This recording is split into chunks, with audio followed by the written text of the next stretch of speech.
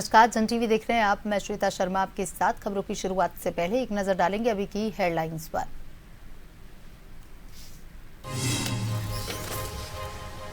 उत्तराखंड मुख्यमंत्री धामी पहुंचे गुवाहाटी। कल असम सीएम के शपथ ग्रहण समारोह में करेंगे शिरकत। एयरपोर्ट पर हुआ भव्य स्वागत।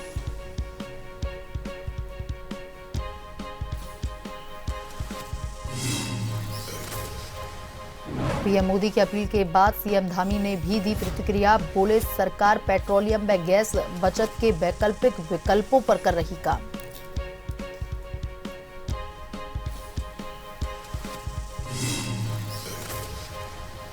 देहरादून में ऑपरेशन सिंदूर की वर्षगांठ पर कार्यक्रम। पुष्कर सिंह धामी ने वीर जवानों को श्रद्धांजलि दी। बोले, भारत रक्षा क्षेत्र में तेजी से बन रहा आत्मनिर्भर।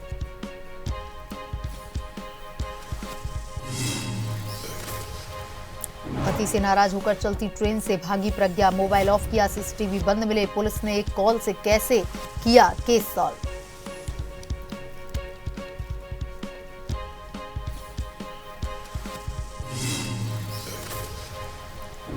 बरसात में 9 घंटे से पानी की टंकी पर प्रोटेस्ट। नर्सिंग अभ्यर्थी संघ डटी। कांग्रेस की नेता सुसाइड की धमकी। बॉबी पनवार बोले, सीएम मिलने आए।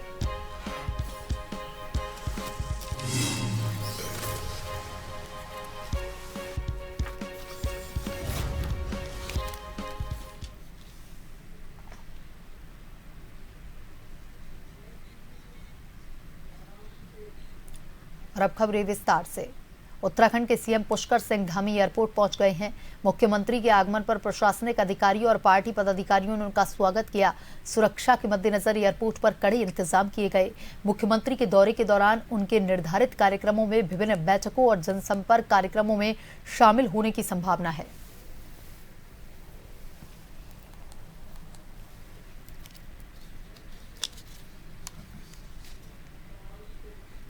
प्रधानमंत्री नरेंद्र मोदी द्वारा पेट्रोल डीजल बचाने और वैश्विक संकट के बीच विदेशी मुद्रा संरक्षण की अपील पर उत्तराखंड के मुख्यमंत्री पुष्कर सिंह धामी ने अपनी प्रतिक्रिया दी है। सीएम धामी ने कहा कि राज्य सरकार इस विषय पर पहले से ही गंभीर है और पेट्रोलियम व गैस बचत के वैकल्पिक विकल्पों पर काम कर रही है।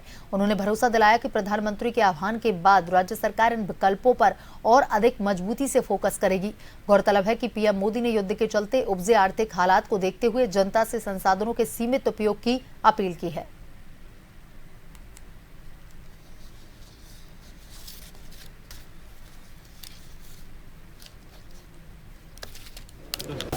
देखिए, एक तो हम लोगों ने पहले से ही, चूँकि जब ये शुरुआत में संकट आया था उस समय माननीय प्रधानमंत्री जी की अध्यक्षता में सभी देश के सभी मुख्यमंत्रियों के साथ उनकी बैठक हुई थी और सभी ने अपने अपने ऑप्शन भी दिए थे। तो हमारे यहाँ पर पहले से ही, चूँकि अन्य ऑप्शन जो पेट्रोलियम के पदार्थों के अतिरिक्त, गैस के अतिरिक्त हो सकते हैं, उन सभी पर हम लोगों ने उनको ऑप्शन के रूप में पहले ही लिया था। जैसे यहाँ पर हमारे पास वन निगम की बहुत सारी लकड़ी है, यहाँ पर हमारे पिरूल के बनाए हुए पैलेट्स हैं, अन्य जो हमारी सोलर है, उन सब पर हम जाएंगे। और जो प्रधानमंत्री जी ने अपील की है, तो मैं भी कहना चाहता हूँ कि अपने जो हमारे पेट्रोलियम से चलने वाली गाड़ियाँ हैं, डीजल से चलने वाली गाड़ियाँ हैं, उनको हम लोग सीमित मात्रा में कर दें।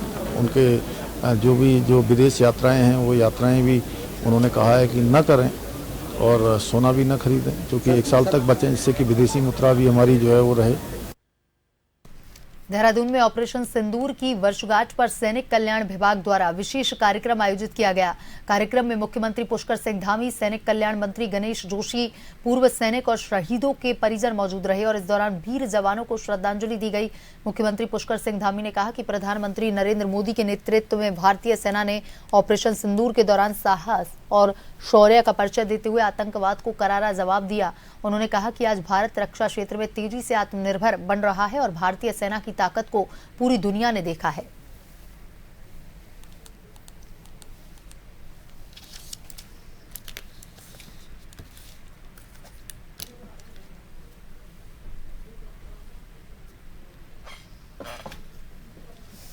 भारत की सेना आज आत्मनिर्भर सेना हो गई है। बड़े बड़े जो रक्षा के उपकरण हैं आज भारत बना रहा है। उन्हीं उसकी शक्ति को भी पूरे विश्व ने ऑपरेशन सिंदूर के दौरान देखा। आज रक्षा उपकरणों के निर्यात के मामले में भी भारत दुनिया की टॉप सूची के देशों में शामिल हो गया। 80 से भी अधिक देशों को आज रक्षा के उपकरण भारत सप्लाई कर रहा है। तो मैं इस अवसर पर आज भारत की सेना को भी, आदरणीय प्रधानमंत्री जी को भी धन्यवाद देता हूँ। और इसी के कनासर रेंज से खबर, जहां वन विभाग ने अवैध कटान के खिलाफ बड़ी कार्रवाई करते हुए देवदार तस्करों पर शिकंजा कसा। कनासर रेंज के घने जंगलों में बेशकीमती देवदार के हरे पेड़ों पर आरा चला रहे 2 तस्करों को वन विभाग की टीम ने रंगे हाथों गिरफ्तार किया। हालांकि कार्रवाई के दौरान अंधेरे और घने जंगल का फायदा उठाकर 6 आरोपी मौके से फरार होने में सफल रहे, जिनकी तलाश में वन विभाग की टीमें लगातार कॉम्बिंग कर रही हैं। और वन विभाग ने इस मामले में कुल 8 लोगों के खिलाफ वन अधिनियम के तहत मुकदमा दर्ज कर लिया है। गिरफ्तार आरोपियों को न्यायालय में पेश किया जा रहा है। वहीं तस्करी में इस्तेमाल किए जा रहे वाहन को भी विभाग ने सीज कर दिया।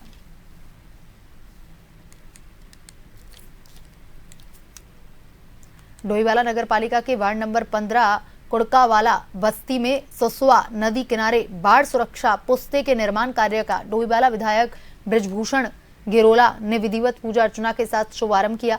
बता दें, बरसात के मौसम में ससुआ नदी में बाढ़ के पानी से बस्ती की ओर कटाव होता रहता था, जिससे बस्ती की सुरक्षा पर खतरा मंडराता था, जिससे स्थानीय लोग नदी के कटाव और बाढ़ से परेशान थे और लंबे समय से पुस्ता निर्माण की मांग कर रहे थे। वहीं करीब 5 करोड़ की लागत से बनने वाले है पुस्ता अब कुड़कावाला बस्ती को बाढ़ के खतरे से सुरक्षा प्रदान करने में अहम भूमिका अदा करेगा। सुरक्षा दीवार बनने से बस्ती के लोगों को बाढ़ के खतरे और नदी के कटाव से राहत मिलने की उम्मीद है।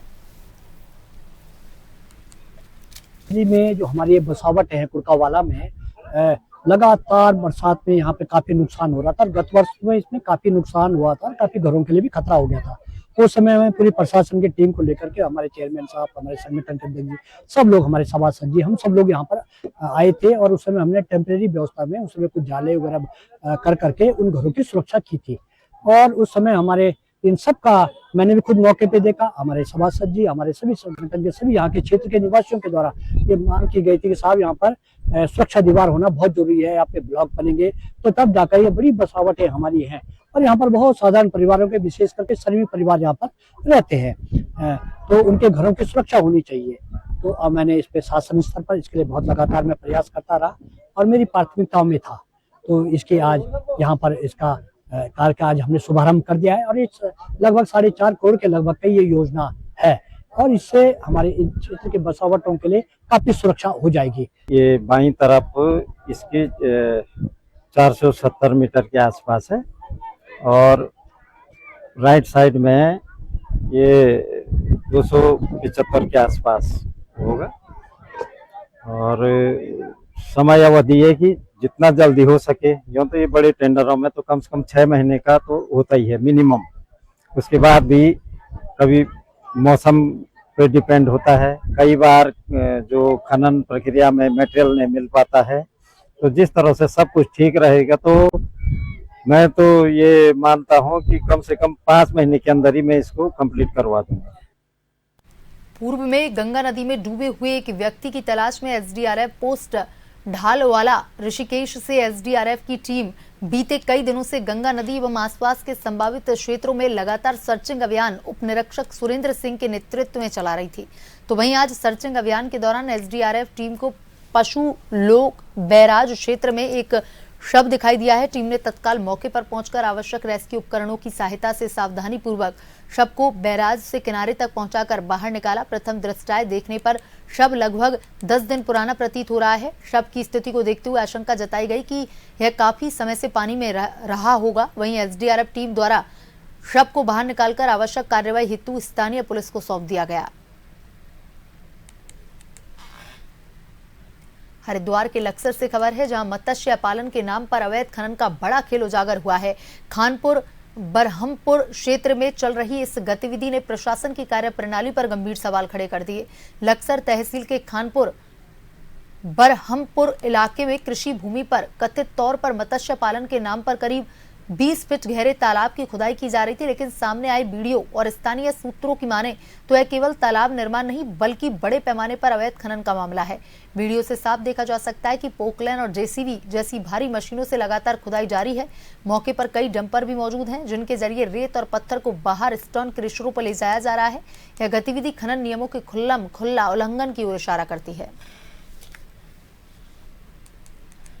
में एक जो है मत्स्य का पट्टा जो है दिया गया है और इसमें जो विवाद है उस पर जो है हाई कोर्ट में रिट भी लगी हुई है। हाई कोर्ट से स्टेटस मांगा गया था, जिसमें जो है पटवारी और हमारे कानूनगो और साथ ही जो है माइनिंग विभाग गया हुआ था और दोनों ने संयुक्त रूप से जांच करके स्टेटस रिपोर्ट जो है वो हाई कोर्ट में सबमिट कर दी है।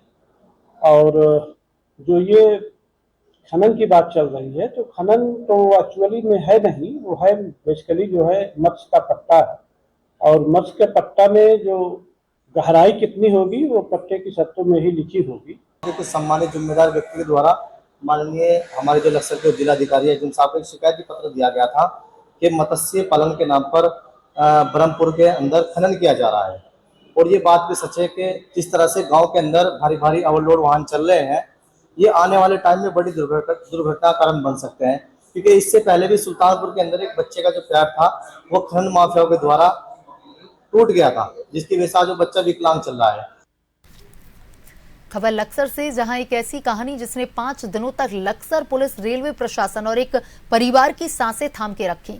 नंदा देवी एक्सप्रेस से रहस्यमय ढंग से लापता हुई महिला का मामला अब एक बड़े खुलासे के साथ सामने आया। जिस घटना को पहले हादसा, अपहरण या किसी अनहोनी से जोड़कर देखा जा रहा था, अब उसने रिश्तों, भरोसे और बेवफाई पर कई बड़े सवाल खड़े कर दिए। 5 दिन बाद इस कहानी ने ऐसा मोड़ लिया जिसने हर किसी को चौंका दिया। लक्सर पुलिस ने महिला को पटना, बिहार से सकुशल बरामद कर लिया। सूत्रों की माने तो महिला अपने पति को गुमराह कर ट्रेन से उतरकर अपने परिचित के यहां पटना, बिहार चली गई।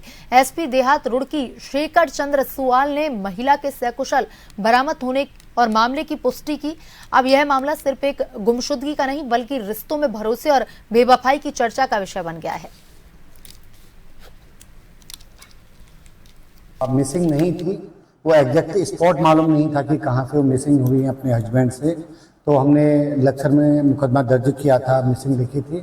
तो पिछले 3-4 दिनों की सर्च के बाद परिजन भी ढूंढे थे और पुलिस ने सर्विलेंस और मदद से कल बच्चे को कहीं बेगूसराय में फाइंड आउट किया है। अभी अपने परिजनों के साथ है, कुशल है और एक बार हम बुला करके जो लीगल प्रोसीडिंग है उसको कंप्लीट करेंगे। जो होते तो लड़की हमको उसी दिन मिल जाती।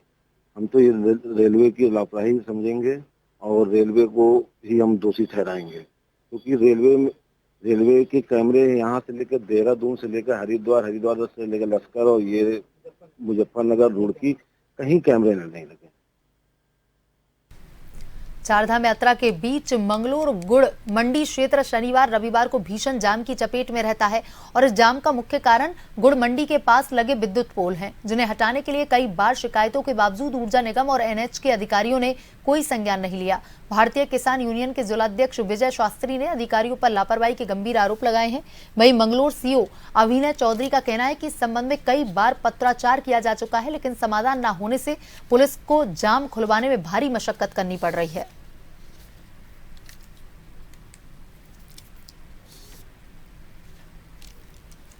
उत्तराखंड में चारधाम यात्रा के बीच मौसम विभाग ने भारी बारिश, ओलावृष्टि की चेतावनी जारी कर दी है। मौसम विज्ञान केंद्र ने अगले 5 दिनों का पूर्वानुमान जारी करते हुए 12 और 13 मई को पर्वतीय जिलों के लिए ऑरेंज अलर्ट जारी किया। इस दौरान 50 किलोमीटर प्रति घंटे की रफ्तार से तेज हवाएं चलने की संभावना है। मुख्यमंत्री पुष्कर सिंह धामी ने कहा कि सरकार और प्रशासन पूरी तरह से अलर्ट मोड में है और मौसम की स्थिति पर पल पल की नजर रखे हुए है। उन्होंने भरोसा दिलाया कि तीर्थयात्रियों की सुरक्षा सर्वोच्च प्राथमिकता है और जरूरत पड़ने पर यात्रा मार्गों में बदलाव या हेली सेवाओं का उपयोग किया जाएगा। सीएम ने श्रद्धालु से मौसम की जानकारी लेकर ही आगे बढ़ने की अपील की। नहीं, देखिए मौसम पर पूरी तरह से हम पहले से नज़र रखे हुए हैं, क्योंकि मौसम की कहीं पर भी कोई इस प्रकार की अगर बात आती है तो यात्रा को अगर कहीं कुछ परिवर्तित करना होगा, कुछ प्रकार से हेली सेवाएं भी चलती हैं, अन्य मार्ग भी हैं, तो जो भी यात्री आ रहे हैं, तीर्थयात्री हैं, श्रद्धालु हैं, पर्यटक हैं, उनकी सुरक्षा हमारे लिए सर्वोच्च प्राथमिकता है कि वो उनकी यात्रा सही तरीके से संपन्न हो। तो मौसम की कहीं बाधा आती है तो उसके अनुरूप बुलेटिन में अभी तक के लिए इतना ही। बने रहिए जन टीवी के साथ। नमस्कार।